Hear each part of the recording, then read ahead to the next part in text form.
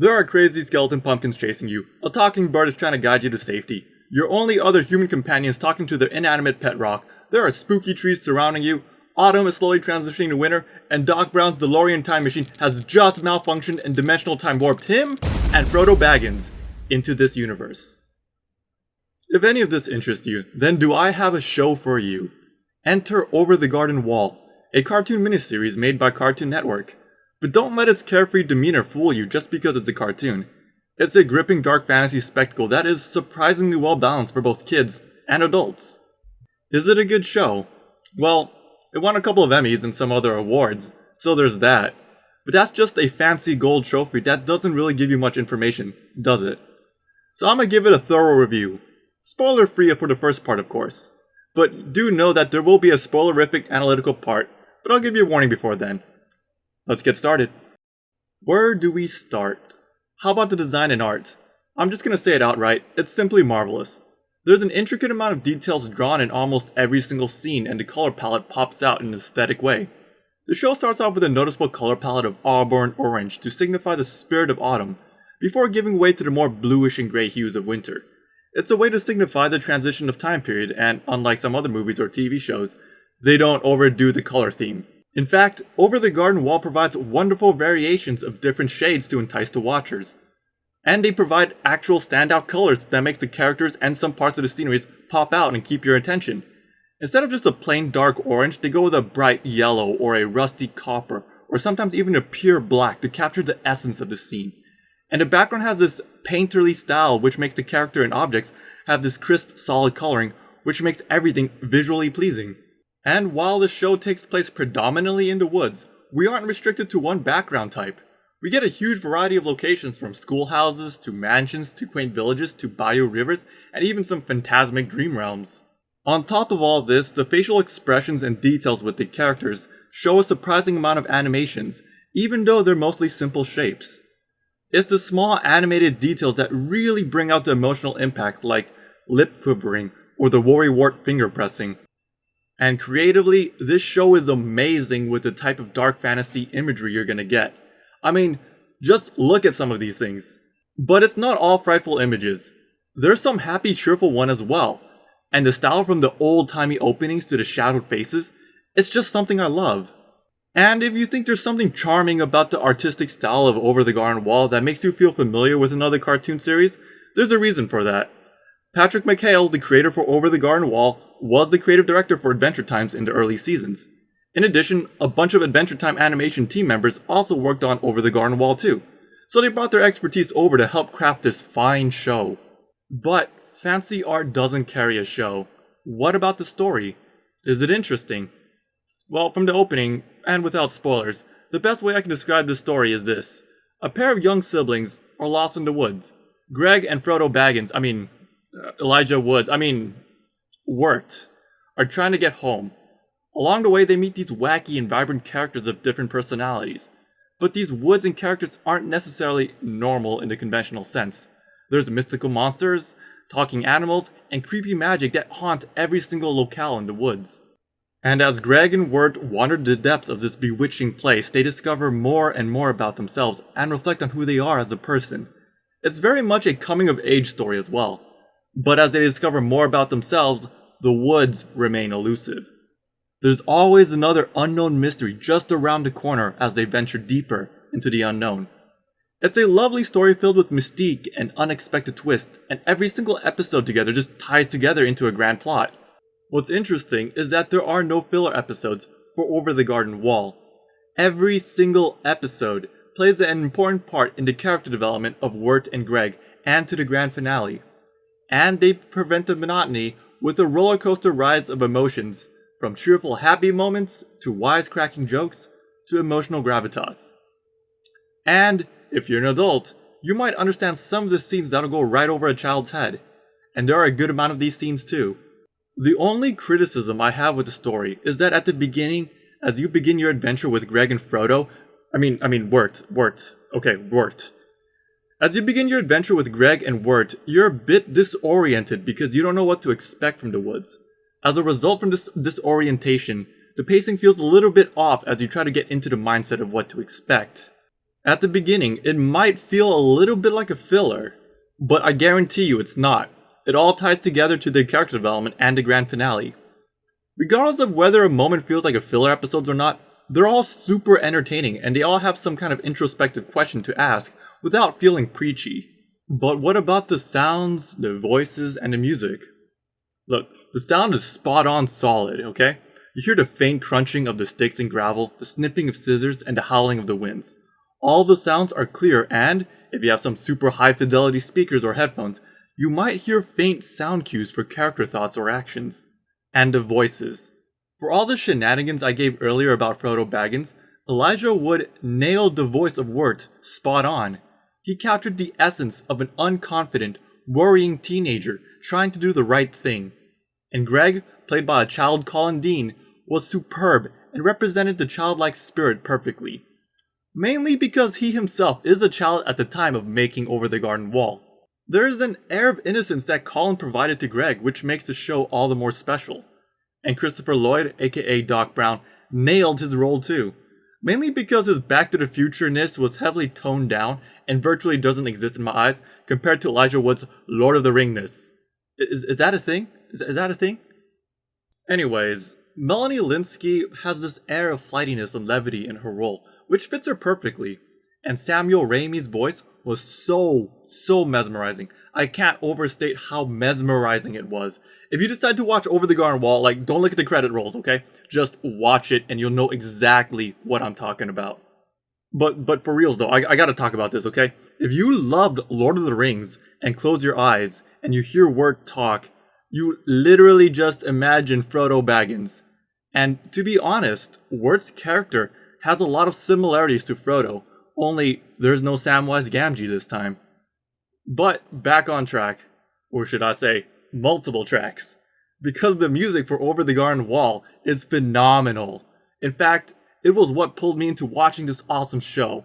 One day I was just minding my own business when I heard the opening intro song for Over the Garden Wall, and it was so moving that I looked up what that song was, discovered Over the Garden Wall, and said, okay, this song is really good, I gotta watch it.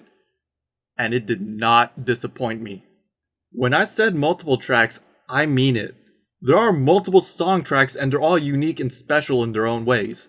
There are a huge variety of them, from folklorish to schoolhouse sing-alongs to bar shanties to heart-pounding opera. There's basically a unique song for every single episode, and they all tie in with the episode theme perfectly or have a callback to an old important plot point. The music is phenomenal, and I simply have to gush about it because the song lyrics also integrally tie in with the theme and plot, and the songs hit such a wide range of emotions too, from the highs of happiness to the laughters of joy to the bellows of depression and hopelessness. And I gotta say, the best song is still the main theme, because that song just hits me in the heart way too hard. That's an incredible feat. And if you want to be like the main theme for Over the Garden Wall, then all you gotta do is subscribe and like the video. That'll also hit me in the heart too, you know? But with that said, we're about to hit into spoiler territories for the story and character review analysis. I think it could be inferred that Over the Garden Wall is pretty much a recommend for me. But I'll leave a caution that if you're an adult with kids, watch this series first before deciding if you want to let your kids watch it. But if you want to see the full conclusion and skip the spoilers, then click here on this timestamp. Alright, we good? Okay, let's go. Dude, I can't believe the ending had Aragorn and Legolas and Gimli show up at the last moment to save Frodo and Greg with a giant eagle from Biff Tanner, who was like, Elendil! And Legolas went pew pew pew pew with his bow and Gimli was thrown. Then Samwise Gamgee sang that beautiful theme song once again. It was so touching and it brought a tear to my eyes. No one believed that? Oh, okay. I guess the spoiler buff is gone now. No more warnings. I did my lulz bits. Let's actually get into the story and character review analysis. The story is fantastic, no doubt about it. I love the theme of autumn transitioning into winter, and how this all started on Halloween, which is probably why I really want to get this uploaded on Halloween, okay? The last few episodes where we have a massive snap flashback to the real world is what I find fascinating, because it's such a huge reversal to what we perceive Wirt to be. Throughout the entire show, Wirt has painted himself as this unconfident, unskilled, unloved poet musician. Yeah, we see him have flashes of brilliance and confidence, but then it gets torn away by his nervous teenage self. And as the show goes on, his confidence just seems to be getting worse and worse. But then, in the flashback, we see his interactions with the other students in his high school. Then we see him at the party. And it was totally different from how he portrayed himself. From how he portrayed himself to us. He was really overthinking, overcomplicating all this relationship stuff in his head, and people just liked him because he was genuinely a cool, funny guy. And I think that is a huge lesson for so many people, not just teenagers. Even adults complicate their thoughts in similar ways to Wirt. And this applies to Jason Funkelberger too, his rival. Like, your rival may not be as perfect as you think. That entire flashback episode was so lighthearted for the most part, and it lets us bond with Wirt on a very raw level. And we get to see the shenanigans with Greg too, and how they all got their Halloween costumes, and how he stole that rock and found a frog, which actually explains a huge amount of plot elements too. And the part where they tumbled over the garden wall and into the lake, it's pretty dark. Really dark. But it poses the question of the unknown as they come close to the verge of death. And when Wirt gave up hope and let Greg do as he pleased in the cold depths of winter, you just imagine Frodo. Yeah, I'm bringing that up again, okay? You just imagine Frodo losing hopes in the Two Towers in that famous Minas Tirith scene. Only this time, there's no Sam to pull him out of the hopelessness depression. And Greg tried to do the right thing and save his half-brother. But he's a child and doesn't really have many options. And then he pulls himself out of the depression, or is reminded by Greg's innocence that he has to be the one to protect him. It's a callback to the woodsman's words, where he says that he has to be the one to take care of Greg. You are the elder child. You are responsible for you and your brother's actions. And the woodsman? What an unfortunate dude. He got manipulated into the beast's work, and kept the lantern lit for basically his entire life. Who knows how long he was in the woods doing the beast's bidding, just for the illusion of keeping his daughter's spirit alive. He really is just a kind-hearted person that got deceived. Gave plenty of advice to Greg and Wirt, but yeah, the woodsman's approach, he's kind of scary and doesn't really convince them. But that's a critical theme with this show. Things aren't always what they seem. Recall the Pumpkin Village early on. Yeah, they look scary, but they just wanted to dig their friends out of the ground. That giant mansion? It's actually 2 mansions in one. The scary ape? Just a person in a costume. This theme sounds like all fun and games, but then you get these life or death moments. Case in point, the Belle episode where the witch, Auntie Whispers, was trying to protect others from her own demon-possessed niece.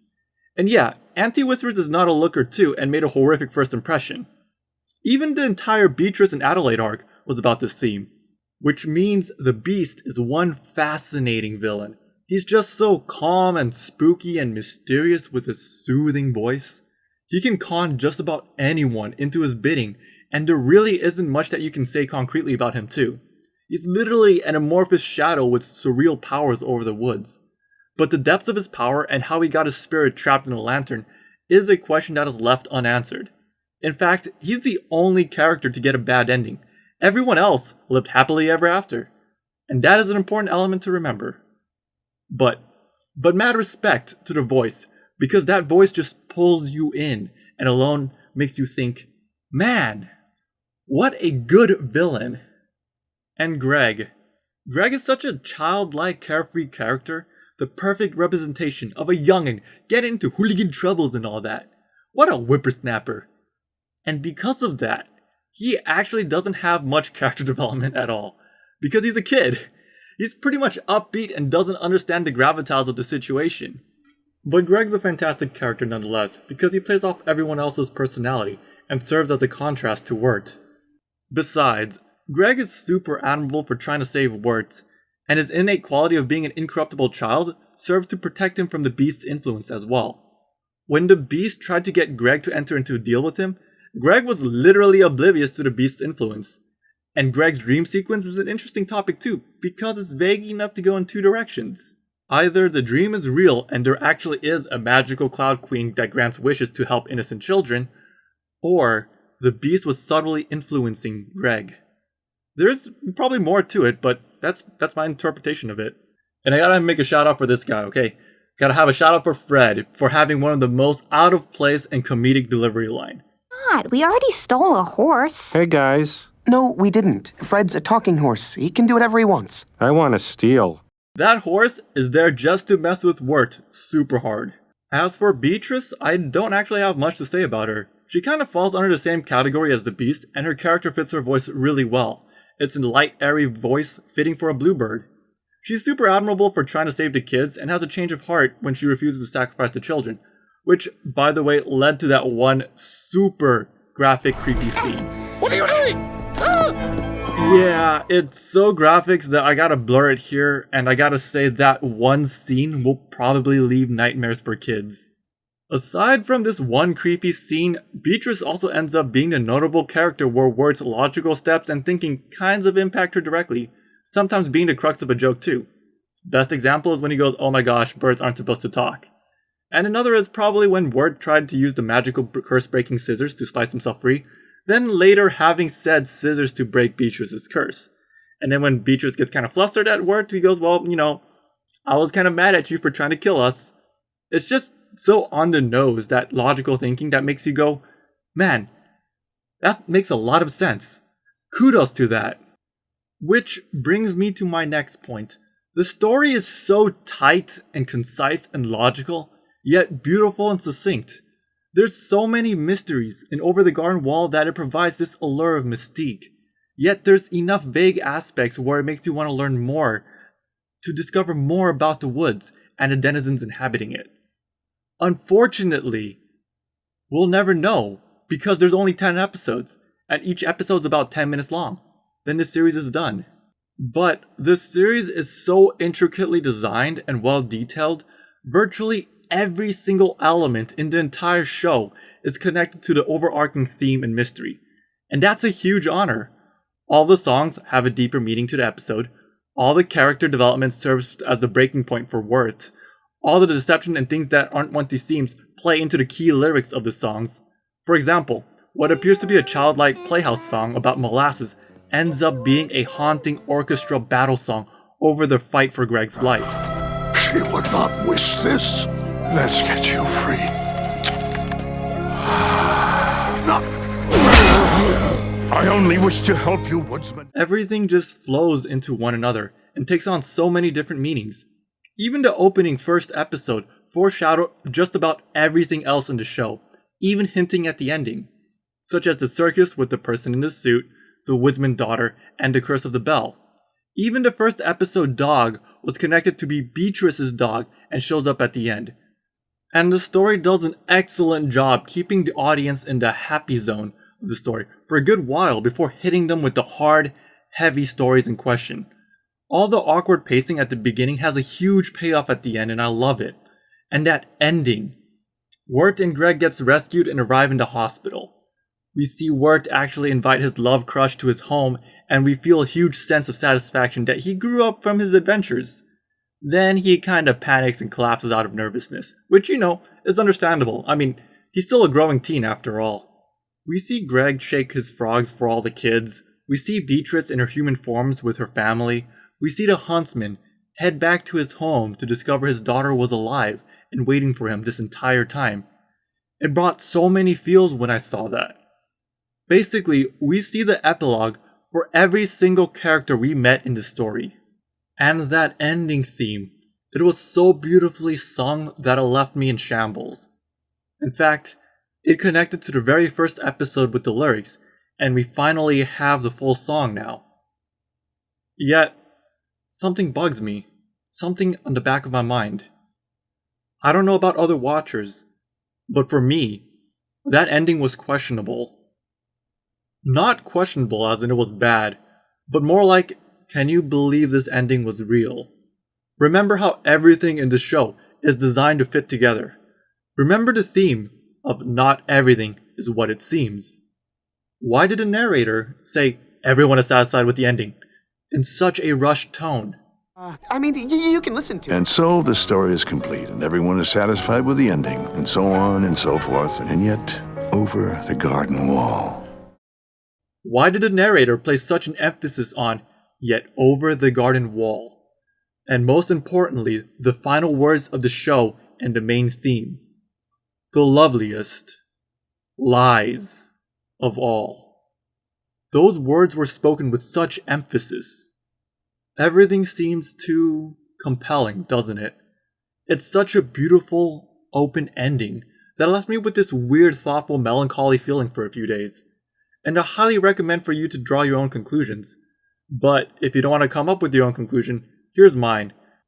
If you want to skip my conclusion analysis, then click on this timestamp to jump to the ending. Look, sometimes a rock is a rock and there's no greater meaning behind it, okay? I used to say it all the time to those people who grasp at some weird literary analysis and overthink the rules of cool. Sometimes a Michael Bay explosion is just that. It's a Michael Bay explosion, okay? But keep in mind, this is over the garden wall we're talking about here, where everything is too well put together for it to be random chance. And so, I believe the beast may still be alive. His horrific form was revealed for a split second before the huntsman blew out the lantern, and his form looked a lot like the Edelwood trees with trapped spirits. And the narrator said, and yet over the garden wall, implying something may still happen over there. Bit of a stretch, but I know it can go either way. Maybe alive, maybe dead. I'm personally leaning more towards alive because we never saw a body. And you know the rules in movies, when you don't see a body, don't assume that they're dead. However, the biggest question when I finished the series was this: are Wirt and Greg alive? Or are they drowning and entered into the unknown? With the unknown being a metaphor for death. It lines up with the final words of the show too well. Remember, the loveliest lies of all. That struck a thinking chord inside of me, and I had to reverse break down just about everything. First, was the adventure real? Or was it a hallucination made up in Wirt's and Greg's mind?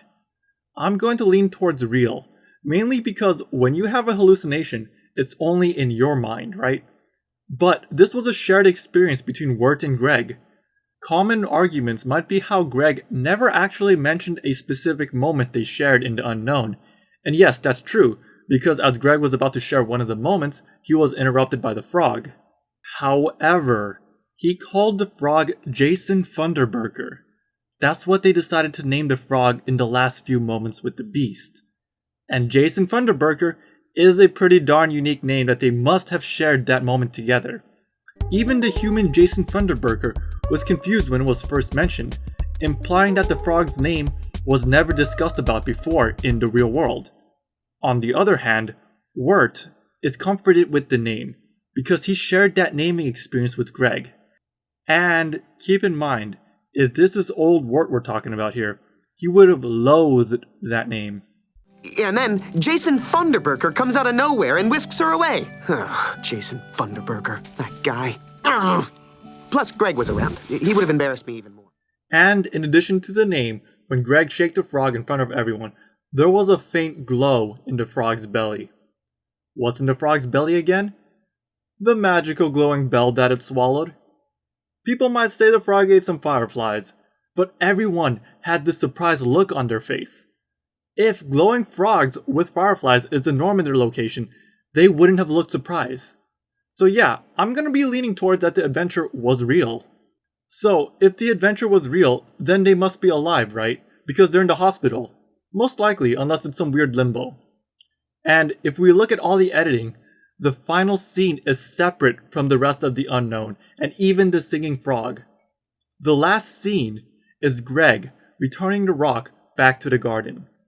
It's disconnected from the rest of the montage, suggesting that the rock return isn't part of the unknown. Which means Greg must be alive to return the rock, and also, by correlation, Wirt is alive.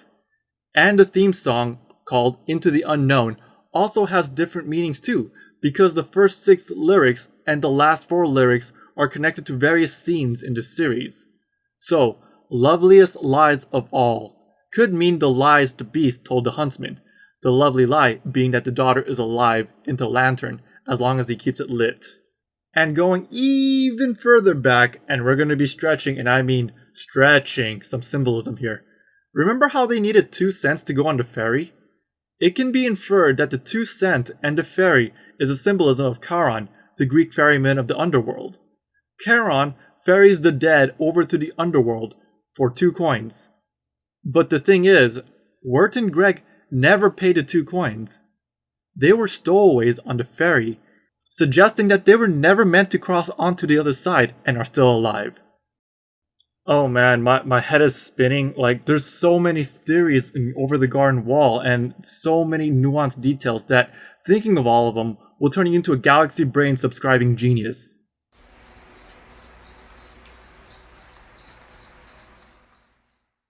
But Over the Garden Wall is a beautiful, magnificent show. It's a fleeting, poignant series that's shorter than most movies today. It's a story about coming of age and 2 siblings exploring an unknown world. It has hauntingly alluring imagery, stellar animation, and charming characters. The music is simply outstanding and leaves lasting memories, and it provokes thoughtful introspection to the audience. It's universally recommended.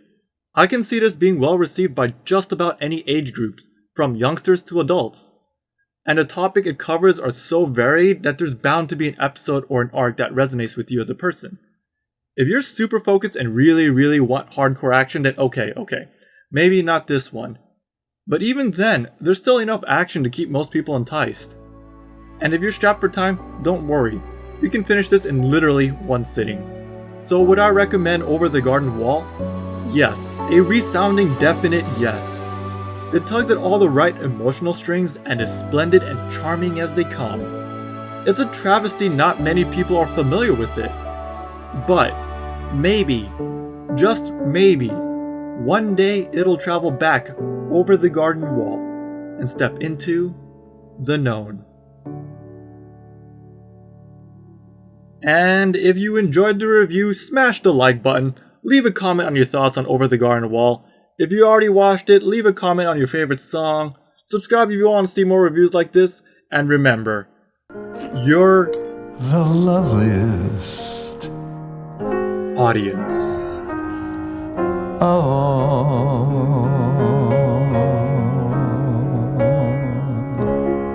Oh man, that was so cheesy.